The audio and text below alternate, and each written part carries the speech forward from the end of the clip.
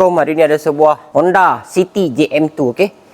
Macam biasalah dia punya masalah dia leaking dengan bila bawa kereta tu jalan rata, jalan tak rata, bunyi dah. Lagi satu dah membuai bunyi. Leaking ni kita kena cek satu persatu. Okey, jom kita tengok barang dia. Kalau Honda ni memang banyak lah dia punya part-part o-ring, seal. Dia dah sampai masa dia keras. Okey, kita boleh tengok ni. Ni yang pertama. Ni cover gasket dia. Cover gasket dia ni sampai dah keras macam ni, dah sampai patah ni. Kita buka patah dah. Langsung tak main dah patah.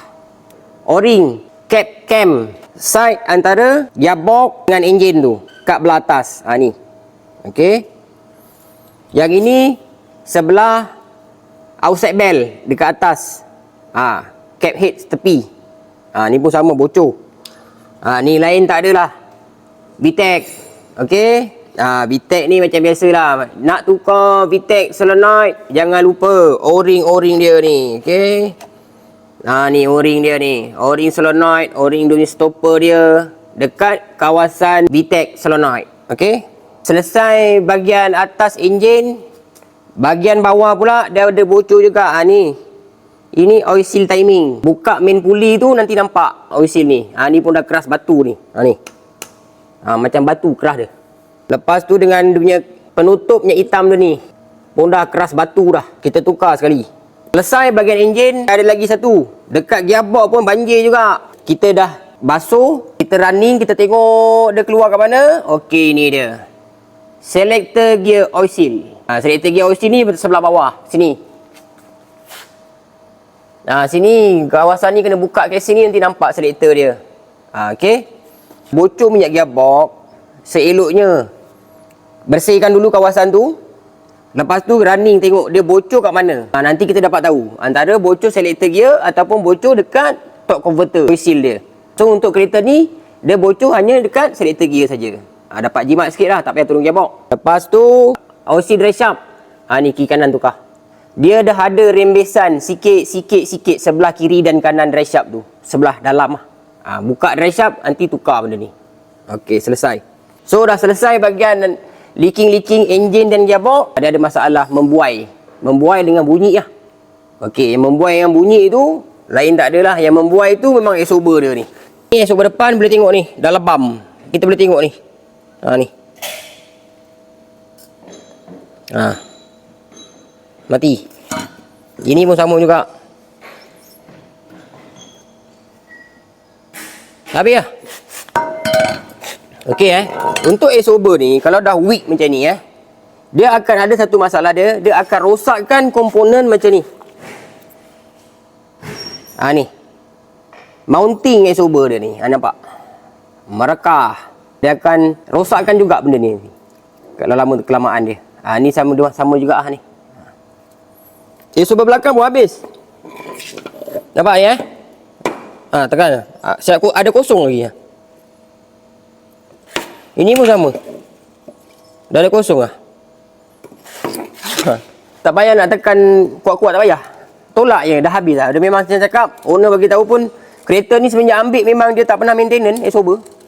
Bahagian dia kiri bawah. So memang seeloknya kalau exhauster ni kalau dah case weak macam ni, dah sampai lebam batang-batang ni semua, tukar terus depan dan belakang, baru dia tahan lama. Okey. Kalau buat suspension, cek sekali bahagian bushing dia. Okey, ni bushing untuk trailing arm belakang.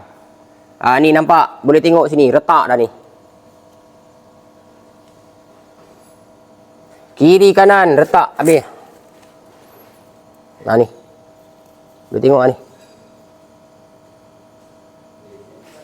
Untuk model JM2 ni, big arm bush dia ni, housing luar dia plastik tau. Jadi kalau nak press tu kena hati-hati.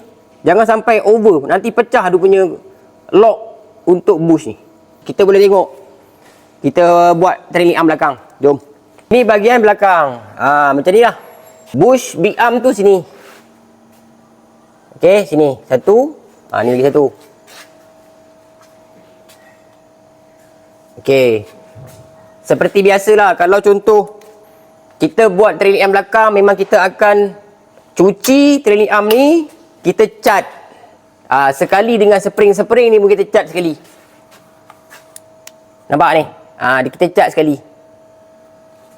Kiri kanan kita cat. Lepas siap cat apa semua, pemasangan macam biasa. Nak ikat kawasan arm belakang, pastikan ni jack dulu, kiri kanan. Okey, jack kiri kanan, baru ikat ketat kawasan yang big arm belakang ni, baru boleh ketat. Supaya apa? Supaya bush big arm ni lebih tahan lama. Tu function dia. Okey. Lepas tu dah siap apa semua, macam biasa kita marking satu-satu item. Ni marking. Semua marking lah, senang cakap. Marking. Okey, tujuan marking macam biasalah, kita tak nak ada terlepas pandang. Maklumlah, ni kita nak raya kan. Kita nak jalan jauh. Pemanduan nak kena sedap lah. Jadi tak nak ada skru-skru tertanggal ke, skru tak cukup. Mana skru tak cukup, kita akan cukupkan. Itu biasa. Skru loose, kita akan repair sekali. Skru patah, kita buat sekali. Tu kelebihan kalau buat kat sini lah. Cuma masa kita ambil drag sikit lah, sebab dah lari dia punya tune masa tu. Kena problem-problem tadi tu kan. Memang kena ambil masa sikit lah. Kita tak nak lah. Kalau contoh skru tak ada, kita biar je tak ada. Kita buat sekali. Skru patah, kita buat sekali. Jadi sekali jalan. Benda pun sekali jalan. Jadi kita buat sekali jalan. Serba sedikit lah untuk information berkenaan dengan JM2 ni. Harap customer puas hati lah. Tu je. Apa-apa boleh roger kita. Assalamualaikum.